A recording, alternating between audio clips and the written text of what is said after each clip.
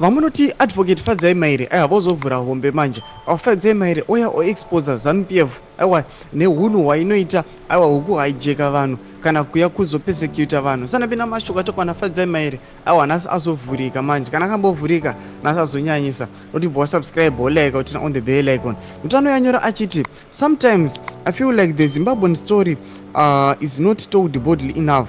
Do you know that the MP for Glenview South was arrested with 39 of his volunteers and polling agents for holding a sanctioned rally the week before the election?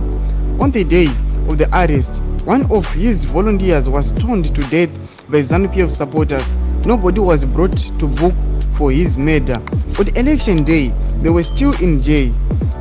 He won the election from his jail cell.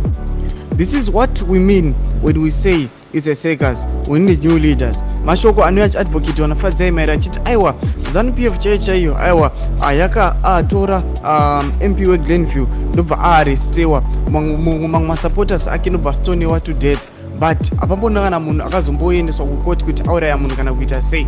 Muri Zimbabwe hanzi zvakaitika before ma-elections saka chimbotiudzai kuti munoti kudi pamusoro pe-propaganda idzi dzinoitika mu-ZANU-PF. Ava nemashoko anotaurwa naFadzai Mahere achiti aiwa Zimbabwe aiwa in Zimbabwe we don't need new leaders zvinoda kuti zvanyanya. Tipotidzai mafungiro enyu pine comment section medu usanga no subscribe kulike tinotina on the bell icon.